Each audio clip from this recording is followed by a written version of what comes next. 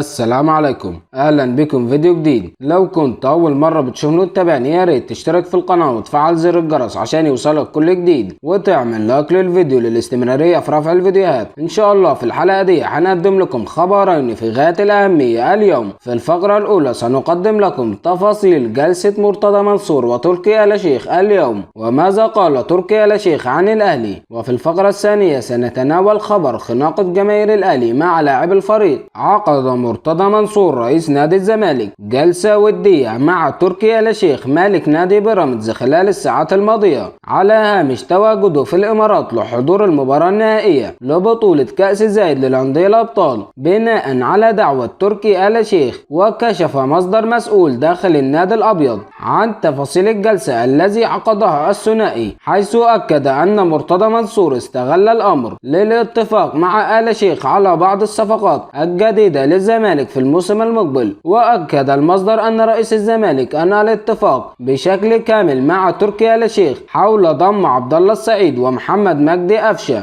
ثنائي بيراميدز لصفوف الزمالك في الموسم المقبل، وشدد على تمسكه الكامل بالحصول على خدمات الثنائي. ويسعى الزمالك لاستغلال استبعاد قفشه في المشاركة مع بيراميدز وخروجه من حسابات الأرجنتيني رامون دياز المدير الفني للفريق الأول بنادي بيراميدز للحصول على خدماته بداية من الموسم الجديد. قال تركي آل الشيخ الأهلي سيكون بطلا للدوري وتلك أسباب عدم تتوج الزمالك. يرى آل الشيخ مالك نادي بيراميدز ورئيس الاتحاد العربي لكرة القدم سابقا أن الأهلي سيتوج بلقب الدوري المصري هذا الموسم، وقال الأهلي سيكون بطلا للدوري هذا الموسم ويليه الزمالك في المركز الثاني ثم بيراميدز في المركز الثالث. الأهلي يعد ناديا عريقا بصلابته للغاية مما حدث من اهتزازات أو سوء قرارات أو اختيارات خاطئة، وفي النهاية يمتلك أساسا صلبا. وتابع استحضار روح وتاريخ الأهلي يعطيه 30 أو 40% إضافة عن أي فريق آخر في أي مباراة. وأكمل كذلك الزمالك يتبقى له مواجهة مع بيراميدز على عكس الأهلي. وقال تركي آل الشيخ أعرف لاعب الزمالك جيدا لأنني تعاقدت مع نصفهم. وطالع أيضا بيراميدز في المركز الثاني ب60 نقطة من 28 مباراة، نفس عدد نقاط الزمالك الذي لعب 26 مباراة، بينما الأهلي حصد 58 نقطة من 26 مباراة. ويلعب بيراميدز أمام الزمالك يوم الثلاثاء المقبل في الجولة 26 من بطولة الدوري المصري الممتاز. هل ينتقل السعيد وقفشه إلى الزمالك؟ وأجاب آل الشيخ هل بالفعل سينتقل السعيد وقفشه للزمالك نهاية الموسم، قائلا بيراميدز يبحث عن مصلحته، يريد أن يبقى لينتصر ويتطور. وأضاف في تصريحاته تلك الشائعات مقصودة ومعروف أسبابها، رئيس الزمالك يستخدم أسلوب الحرب النفسية. وواصل أتمنى من رئيس الزمالك عدم إدخالنا في أي أزمات مع أي أحد، الزمالك له مكانته وطريقته نفس حال الإسماعيلي والأهلي وكل الفرق أيضا. وتابع نحن لدينا أسلوبنا الذي نعمل به، إذا رأينا أن مصلحتنا في بيع لاعب ما أو التعاقد مع لاعب ما سنفعل ذلك. هل توجد مفاوضات الآن مع الزمالك بخصوص عبد الله السعيد؟ وأجاب تركي آل الشيخ قائلا عبد الله السعيد هو قائد بيراميدز، كيف تقول ذلك؟ خناقة جماهير الأهلي واللاعبين. حرص شريف إكرامي حارس الأهلي على تهدئة الجماهير التي كانت حاضرة مران الفريق الأول اليوم بملعب مختار التتش بالجزيرة. وكان محمود الخطيب رئيس الأهلي قد عقد جلسة مع الأوروغواني مارتن لاسارتي المدير الفني للفريق الأول بكرة القدم بالنادي الأهلي واللاعبين لمناقشة أسباب الهزيمة من بيراميدز. وانفعلت الجماهير المتواجدة في ميران على لاعب الأهلي وطلبوهم بتحمل المسؤولية أو الرحيل عن القلعة الحمراء. وتدخل شريف إكرامي حارس الأهلي لتهدئة الجماهير الغاضبة في ملعب التتش وقال لهم اصبروا على الفريق والله كل حاجة هتتصلح. وتابع حديثه مع الجماهير نستعد لمباراة هامة يا رجالة، والله كل حاجة هتتصلح بس خف شوية على اللاعبين. وهدأت الجماهير بعد حديث إكرامي. ووصل الفريق تدريباته استعدادا لمباراة المصري في الدوري المصري الممتاز المقرر لها الخميس المقبل. في نهاية الفيديو لو الفيديو عجبك ما تبخلش علينا بلايك للفيديو واشتراك في القناة وتفعل زر الجرس عشان يوصلك كل جديد بننزله على القناة.